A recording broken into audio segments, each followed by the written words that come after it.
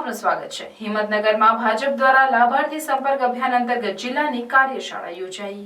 વડાપ્રધાન નરેન્દ્રભાઈ મોદીના નેતૃત્વમાં 10 વર્ષમાં કેન્દ્ર સરકારે લાભાર્થીઓનું જીવન ધોરણ ઊંચું લાવવા માટે અનેક યોજનાઓને અમલમાં લાવ્યા। તેનાથી આપણો દેશ સમૃદ્ધ ભારત તરફ જઈ રહ્યો છે। હિંમતનગર શહેરમાં સાબરકાંઠા લોકસભા સીટના હોદ્દેદારોની બેઠક યોજાઈ, જેનો મુખ્ય ઉદ્દેશ લાભાર્થી સંપર્ક અભિયાન અંતર્ગત જિલ્લાની કાર્યશાળા યોજાઈ, જેને માર્ગદર્શન આપતા પૂર્વ જિલ્લા સંગઠન પ્રભારી અને પ્રદેશમાંથી આવેલા રેખાબેન ચૌધરીએ જણાવેલ કે વડાપ્રધાન નરેન્દ્રભાઈની નેમ છે બધાનો સર્વાંગી વિકાસ થાય તો ભારત સમૃદ્ધ થાય। આપણે 400 સીટોને પાર લઈને નીકળ્યા છીએ। આ કામ ભાજપના બ્રાન્ડેડ કાર્યકર્તા જ કરી શકશે।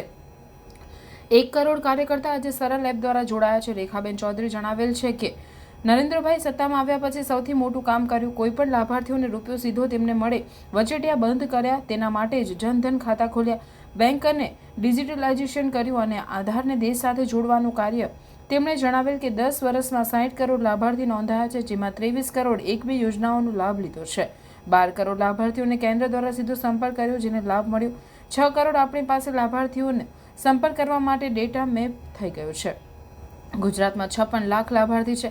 આપણે લાભાર્થીઓનો સંપર્ક કરવાનો છે। લાભાર્થી જોડે શું વાત કરવી, તેમના અનુભવ, લાભ મળવાથી શું ફાયદો વગેરે, તેમજ લાભાર્થીને સરળ એપમાં જોડવાના છે।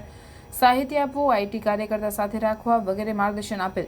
રેખાબેને વધુમાં જણાવેલ કે આપણે ચૂંટણી ઢંઢેરામાં જે કહ્યું તે કર્યું અને મોદી સાહેબની ગેરંટી કહેવાય।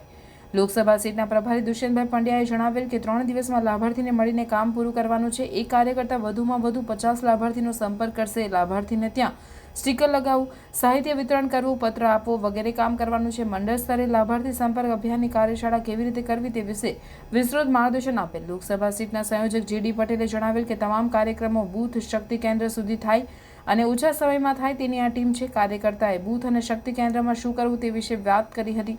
લાભાર્થી સંપર્ક અભિયાનમાં કોણ જશે, કોની જવાબદારી હશે તે વિશે વાત કરી હતી। સરળ એપમાં જોડી શકે તેવા યુવકોને પણ જોડે રાખવા તે વિશે વાત કરી। જિલ્લા સંગઠન પ્રભારી ગજેન્દ્રભાઈ સક્સેનાએ આગામી કાર્યક્રમો વિશે વાત કરી હતી। આ પ્રસંગે જિલ્લા પ્રમુખ કનુભાઈ પટેલ, પ્રદેશ ઉપાધ્યક્ષ કૌશલ્યા કુંવરબા પરમાર, અરવલ્લી પ્રમુખ રાજુભાઈ પટેલ, અરવલ્લી સંગઠન પ્રભારી રાજુભાઈ શુક્લ, લોકસભા વિસ્તારક નરેન્દ્રસિંહ સોઢા, જિલ્લા મહામંત્રી મહેન્દ્રસિંહ રહેવર, જગદીશ ભાવસાર તથા બંને જિલ્લાના અપેક્ષિત હોદ્દેદારો હાજર રહેલ। બ્યુરો ચીફ આબિદ અલી ભુરા।